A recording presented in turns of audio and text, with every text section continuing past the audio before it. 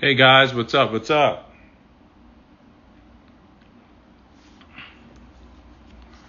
All right, let me know when you are online. We're starting a little late, a little 30 minutes late, but I'll tell you why that was in a second. But let's get up and get ready and get rolling, okay? All right. I am not in my normal surroundings, which is a good thing. All right, it's a good thing for me. Hey, what's up? Sunshine's here. Hey, good to see you. All right. Also, Irma, Shelly, hey. Clea knows. What's up, Clea? Sean and Clea, how you guys doing? All right. And Louise. And as people are coming in, let me start off by saying this, okay? First of all, my sincerest and deepest apologies for being late. I was ready to go at 7 o'clock, but 7 o'clock, I was in the wrong time zone. Okay, my wife and I are actually in Colombia now. We're in Medellin, Colombia. And so I'm talking to you from Colombia. That's right, the city of eternal spring. And it's 6 o'clock here, 6:30 here. I'm waiting 7. And then my developer, my wife, everybody said, wait a minute, the time changed. Oh, my gosh. So that's what happened, okay? Sorry, guys. But we're here, and that's the important thing. Let's do this. Let's talk about it. And thank you guys for coming on. And thank you for being so patient. If my camera's a little shaky, it's because I'm holding it. But it's all good, okay? We're going to do this, and we're going to have a great time. Hi, Marie. How you doing? Great. Let's rock and roll. All right, just a few housekeeping items. First of all, I want you guys to know that we're moving forward so wonderfully with our app. We're starting some things. If you have some single people who, want to be matched at sometimes, I want you to start sending them, just start preparing them because we're going to be rolling out some more information for our singles. And we're going to be rolling out our matchmaking services, okay? We're putting it out there. We're going to roll it out. It's going to be great. All right. And as far as we're concerned, on the married side, continue to invite people. Let them know what's going on here. Every Tuesday night, it's free right now. Okay, it's free. And for now, and I keep saying that for now, there will be a cost coming later. But for right now, it's free. So please have your people to join. Now, you really need to become a member of the app. Go ahead and subscribe if you have not subscribed to the app. It's a nominal fee. You can subscribe so that when it does flip over, you won't even have to trip. Okay? So go ahead and subscribe to the app now. Look, it's less than a dinner at Chick-fil-A. Okay? So let's go ahead and subscribe and get started, okay, so that we can support you and we can get this thing done. All right. Now, what our theme tonight that we're talking about, as I sent it out to you, has to do with family reunions. How do you choose? And I know this, for those of you who have been married for a while, you figured it out already, okay? Maybe you have, maybe you haven't. Maybe for some of you, it's like whatever the wife says goes. Maybe for some of the others, it's like, you give up, whatever. But I want you to know that this is a real issue. And every summer, there are a number of marriages that go to war over this issue. Where do we go? But it's not about a vacation. It's about who you're including in your primary circle. Now, for those of you who are guys who have read our book, Marriage Ain't for Punks, I say in the book, in the chapter about punking out, when sometimes it's time to, when you do have to leave. I don't advise anyone to do that. But when you do have to, I gave you 4 categories of relationship: primary, proximate, public, and peripheral. Those are the 4 categories of people that we have in our lives. And your primary is your closest. This is your closest people in your world. These are your wives and your close friends if you're not married, or your significant others, your parents if that's your primary unit. And then there are the proximate people. These are the people who are not like your closest, but they close. Those are your road dogs. They're cool. And but you don't invite them to all your intimate gatherings, but they are close enough where if something ever happened to them, it would affect your life. But then there are the public people where you meet every now and then. It's not like, if you don't talk to them in 6 months, it makes a difference. And then you see them, hey, what's happening? Those kinds of people. And then the peripheral people, those are on the outskirts. you don't have a relationship with them, you don't know them. If you do know them and you move them to that outskirt, then that's just the way it is. Okay. Now, why am I telling you all this? There's a reason. Because in your primary circle, these are your inner circle people. And one thing we have to understand, that when we're talking about making these decisions about where to go for families, even if it's like for Thanksgiving or what have you, what we have to consider is what have we made as our primary group. I had a conversation with my son recently, and as you guys might know, let me just a segue. This is an interactive session. If you have questions, comments, please say so, and we'll answer those. I had a conversation with my son recently, who's now has my first grandbaby, and we were talking about this thing, and I was sharing with him he's created his own family unit now. Before this, it was, the kids and us and what have you. We were the immediate family unit. When he broke away, married, got children, now that's his own unit. We're not his. Now we are primary as far as people who are close to him, right? But as far as who he's going to consider first when it comes to family functions, that is his wife and that child. Understand something. This is about what you call your primary group. Now, ignoring those people, ignoring this fact, ignoring that unit can only result in disaster. I'm here to tell you.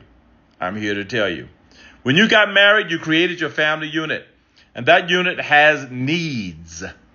And ignoring those needs, not extending that piece, is what I call a slow leak. It ain't a complete flat tire, but it will go out. Now, Wendy, that's tricky. Should one put the parents on the back burner? We're not talking about back burners here. I don't think any parents should be on the back burner, but they certainly shouldn't be the first thing that you cook up. Okay? Back burner, that phraseology is sort of like people that you don't really, care about. Or maybe you care about them, but no. They're more public people. But when you talk about parents and those kinds of people, you want to make sure that you show them love, because these are the people who brought you in the world, and in some cases, the people who can take you out. But you want to make sure that your family is number one. And I tell young people, if you're in a young marriage, this should not be an argument. Nothing destroys marriages more. I've seen it happen over and over again. Well, that's my mama. That's my daddy. No. This is your husband. This is your wife. There's a scripture in the book of Genesis which talks about leaving. No.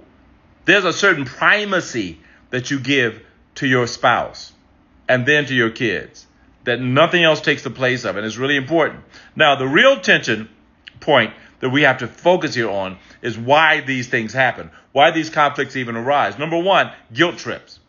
Parents are masters at creating guilt. Y'all don't hear me. Families weaponize guilt because it works. I've seen it over and over again. We only do this once a year. Here's one. Well, I ain't going to be here forever. None of us are.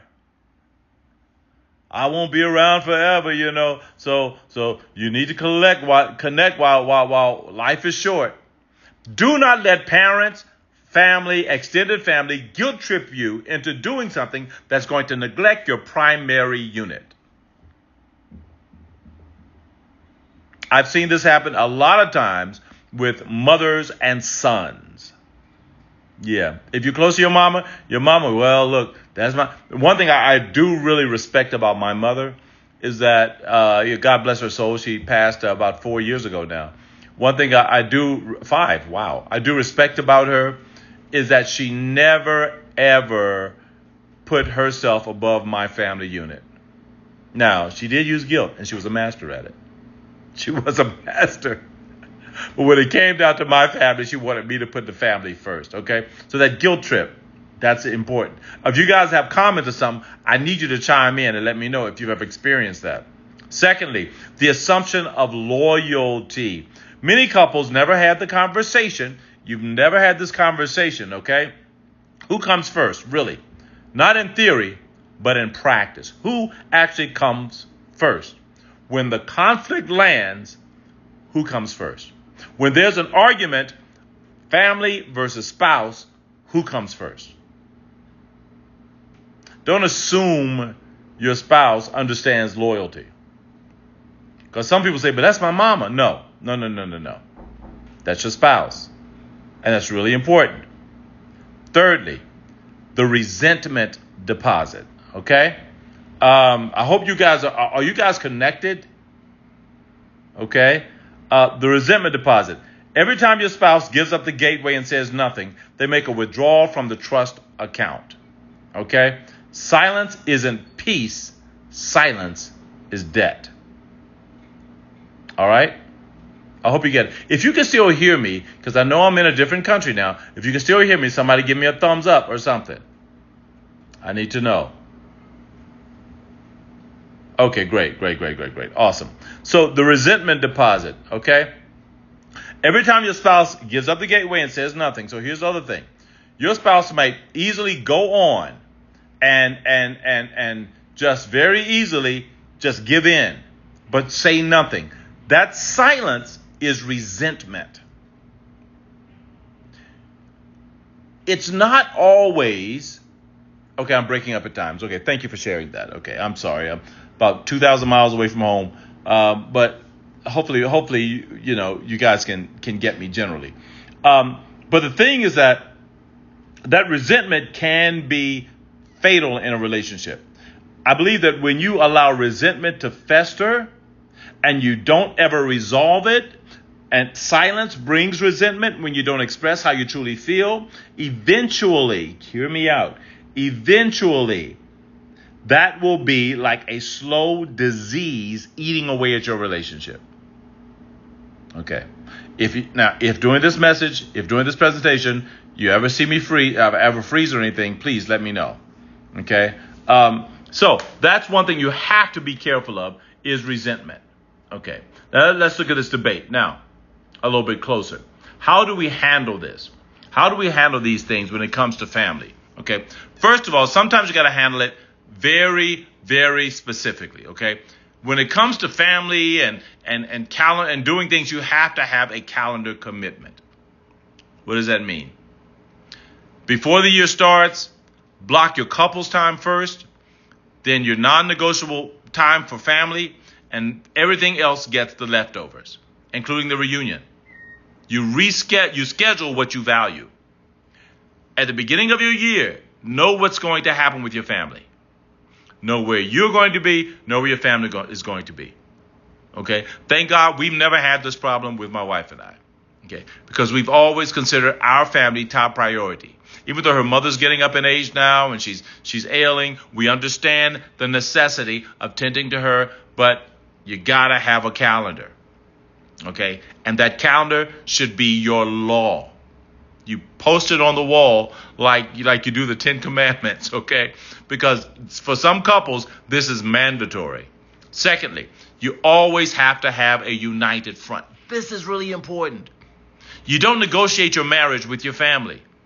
And I've said this over and over and over again. You present them a decision, not a request. I'm going to say that again. You don't negotiate your marriage with your family. You present them a decision and not a request. For instance, we're doing our trip in July. We love y'all. Love to see y'all in August. That's it. No commitment, no vote. They don't get that. No commitment, no vote. We're going to be here in July. We'll see you guys in August. Period. End of story. It's not a request. You give them a decision. When parents realize that you now are leading your family and you're doing things in a manner where your family actually knows that you have put them first, your family first, your primary family first, they will respect that. But when you try to negotiate and question stuff, and well, we want to do this, what you think? No, what you think? There's no what you think. There is no what you think. Okay? It's what your primary unit not requests, what they decide. All right. Thirdly, the both and when situation. This isn't always either or. Sometimes you do the reunion like Friday through Sunday, and then you leave Monday for 4 days, just the two of you. You can be creative, but not combative. So sometimes you have to do both. Sometimes you have to negotiate. Okay? You have to negotiate both, and when possible, you do both. Okay? If you got to meet, then do your own thing. That's fine too. I know this sounds simple. So like I said, some of you have mastered it. Some of you have not. And lastly, the honest conversation your spouse needs. Ask your spouse right now, not after the trip is booked. Not after the trip is booked. Do you feel like I prioritize my family over you? This is a question you got to ask. Do you feel like I prioritize my family over you? And be honest with me. You know, this question alone has saved marriages. Do you feel like I prioritize my family over you? It's so important for you to get this. Okay, someone said, yes, I'm on. Okay, love the calendar idea. All right, great. All right, let's continue. So let's talk about this thing. Here's what nobody wants to say out loud. The family you were born into, get this please, didn't choose you. Do you hear me? The family you were born into didn't choose you. Your spouse did. Yeah. Your spouse stood in front of God and all those witnesses and took a vow and made a decision to be with you for better, for worse, for richer, for poorer, in sickness and in health, forsaking all others till death do your part. They chose you. Your parents didn't choose you. You might have been an oops. I was an oops. The best oops, but I was an oops. Okay? Your spouse chose you. Don't let the family that raised you undermine the family you built. I know it sounds harsh, but it's truth. Okay, Wendy says here, what if your parents sponsor the trip for everyone, including themselves, but your spouse doesn't want to go with them? Okay, what if your parents sponsor the trip for everyone, including themselves, but your spouse does not want to go with them? Does it conflict with plans from your primary family unit? If it does, then always err on the side of your primary family. Now, look, I am not a proponent of, well, look, let me give you an example. I lived in South Boston, Virginia, little country town. I'll just be honest with you. I didn't like to go there. Once I left, I didn't like to go back. It's a depressing little town. But we had to go visit my mom, right? And we just both came up with the idea, you know what? We can do anything for 3 days. So we'd go there over a 3-4 day weekend, stay with my mom, just suck it up and deal with it. Okay? Now, what if your parents sponsor a trip for everyone? You do have that choice where you can suck it up and say, okay, fine, we're going to do it. However, if it's a conflict area, do not put your family in conflict. Do not allow the family that raised you destroy or interrupt the family that you chose. What if your spouse is always working and says they can't travel? Then so be it. They can't travel. Again, it's about your priority. It's about your priority. Okay? Now here's your challenge. Before you go to sleep tonight, I want you to do one thing. I want you to ask your spouse, is there anything I've been putting ahead of us that we need to talk about? Yeah. You might not like the answer, but you need it. Is there anything I've been putting ahead of us that we need to talk about? Okay? And when it says, what if your spouse don't want you to travel either? Well, look, again, your unit. If it's my unit that I'm dealing with, if my family unit is going to be affected because of my general family, my secondary family's requirements. Now all this being said, please, at family reunions, go ahead and schedule your family reunions at the beginning of the year. You know the family reunion is coming up in September. Don't wait till August or first week of September. I don't feel like. No. We planned this all year. Sometimes maturity is necessary. Okay?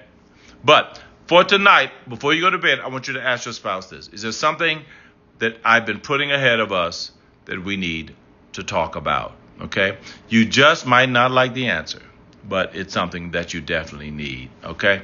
Now, this is exactly why we built the MAPS platform. These conversations are hard to have alone, and the app gives us a structure, it gives us a language and a safe place to do this. And you're right in the app right now. So listen, one thing that I want you to do is start taking advantage of this app. Start taking advantage of it and realizing, hey, there are forums here that I can discuss these things and get opinions from other people. And I'm encouraging you to do that. But isn't that unfair, though? If I like to travel, but my spouse didn't, but they want me to go, But they want me to go either, but they don't want me to go either.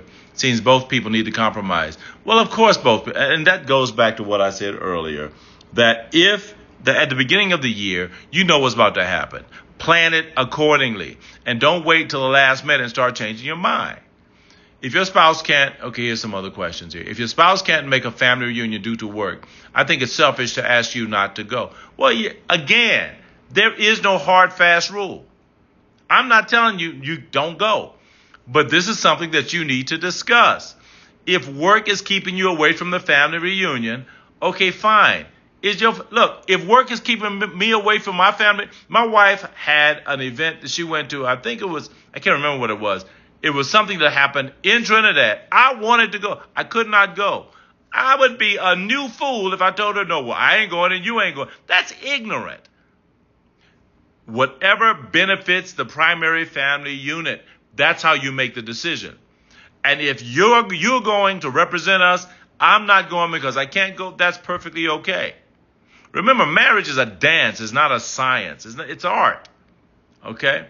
My parents dealt with each other's families, good or bad. You have to grow up. Thank you. Yes. And yeah, sometimes that's it. And then there are other issues, especially if your parents are ailing and they're old and et cetera, et cetera. Look, my mom was 100 years old. You know what? I wasn't even expecting my wife to say something foolish like, I don't want to go down there. What are you, crazy?